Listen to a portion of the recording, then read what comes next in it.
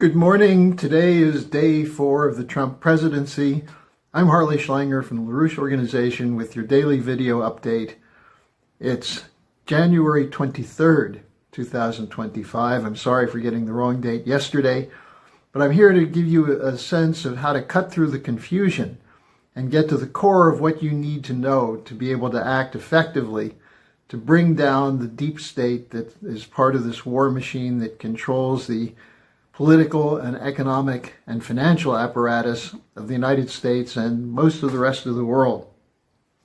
Now, the question is what to make of the reports that are coming out about the executive orders, the conflicting reports on Trump's approach to ongoing military actions in Ukraine and Southwest Asia, the battle over the confirmation of especially Tulsi Gabbard as Director of National Intelligence and Kash Patel as FBI director.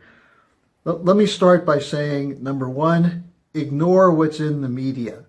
It's designed to confuse and designed to demoralize, to sabotage the potential for change. The media, remember, is one of the cartels that is totally controlled top-down, and their intent is disinformation and confusion. So ignore the media.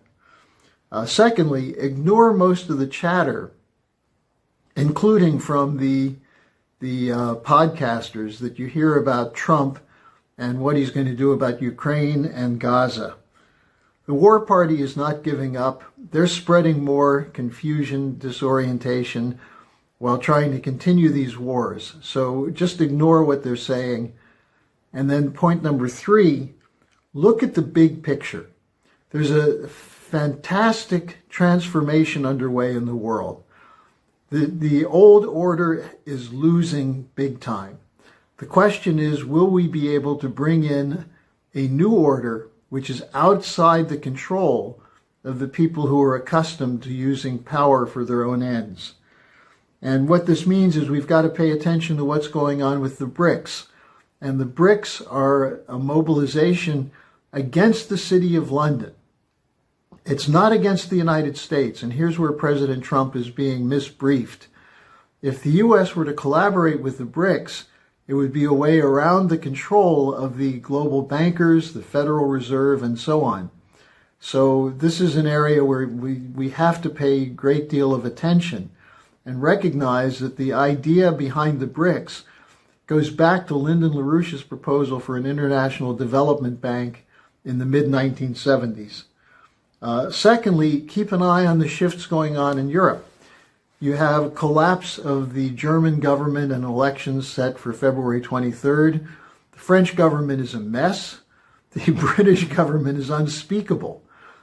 Canada, you now have the granddaughter of a leading Nazi, Freeland, and Mark Carney, a global banker from the City of London through the Bank of Canada, as the main candidates to replace the collapsed Trudeau.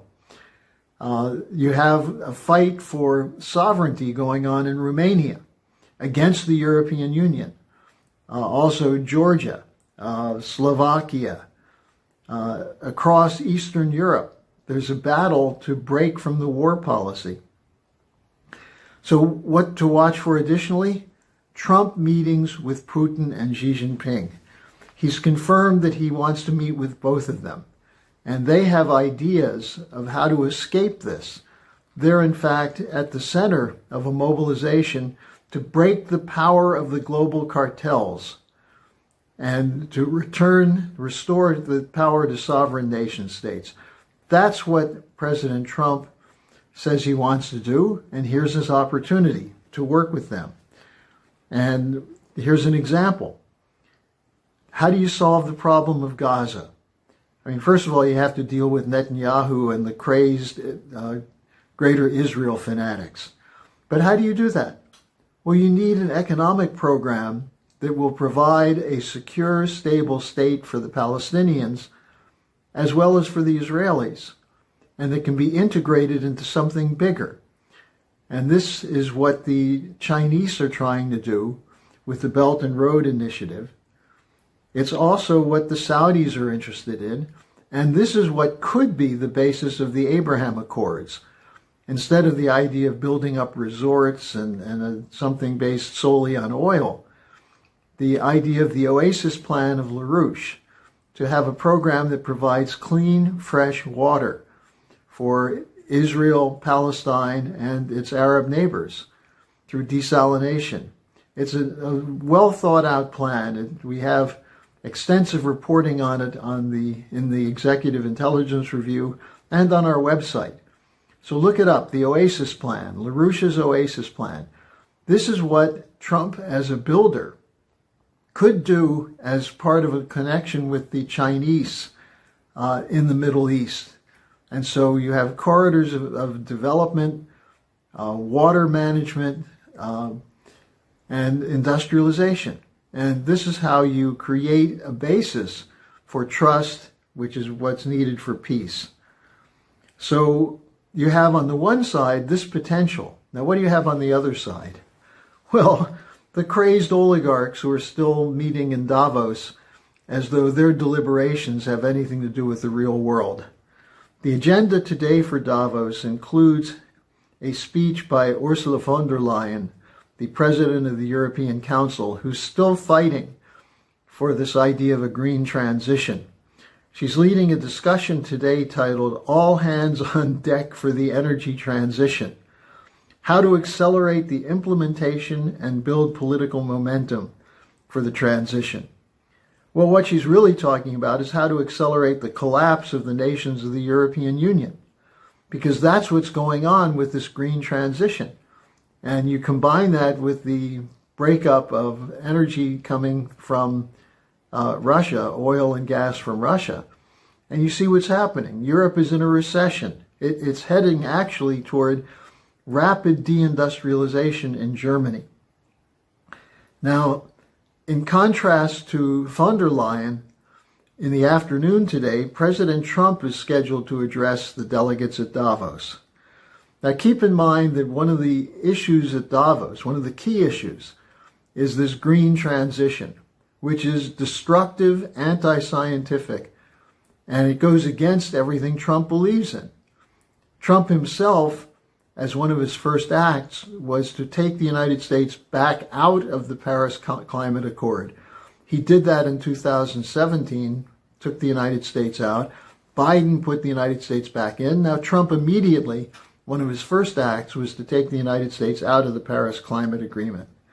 So he'll be speaking. I'm sure they'll be paying attention.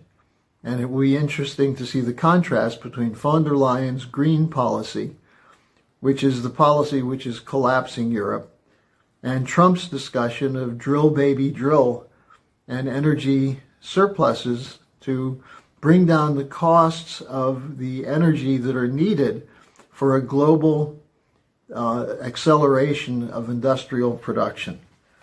Now, it's clear that there's economic gloom as a whole hanging over the session. Talks of continuing inflation, higher debt, higher interest rates. Several speakers yesterday used the term malaise. So the topic that they're supposedly discussing is how to spur growth without increases in taxes and debt. Well, the first thing you do is dump the green agenda, and the second thing is you dump the war against Russia. Instead, they're talking about the Draghi plan, named after former central banker Mario Draghi, who said Europe needs an 800 billion euro fund for additional investment over and above what's going to go into military spending. This is a fantasy, the idea that you'll get cheap green energy and that somehow this will spur the economy and that spending for war will somehow spur the economy. This is a classic example of a ship of fools in choppy seas resorting to the most absurd approaches to saving themselves.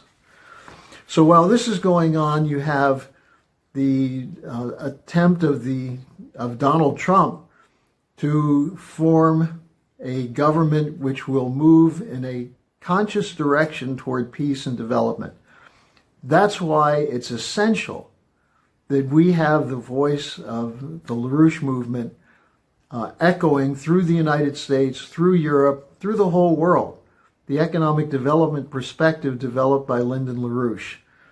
And I would urge people to listen to the discussion yesterday between Helga Zepp-LaRouche and Colonel Lawrence Wilkerson. It was nearly a 1-hour discussion covering all sorts of questions about strategic policy, the historic development of this. Absolutely fascinating. But it will give you insights into how to think about the stories that are coming in front of you, why the narrative is lying, but more importantly, what's the solution? How do we address the needs of the developing sector without taking away from the needs of people in the so-called advanced sector? It's what Xi Jinping calls a win-win solution, and what Lyndon LaRouche described as no limits to growth. So take the time to watch this discussion, and it will help you when you're getting bombarded by the nonsense coming from the mainstream media to have a grounding in what is real physical economy as opposed to funny money and the swindles being perpetrated on behalf of the same bankers who are pushing for war everywhere on the planet. So that's my advice for today. I'll have also a subscription information at the bottom of the description section. So you can subscribe to the Executive Intelligence Review Weekly online or the Daily Alert. So that's my advice. I hope some of you take it.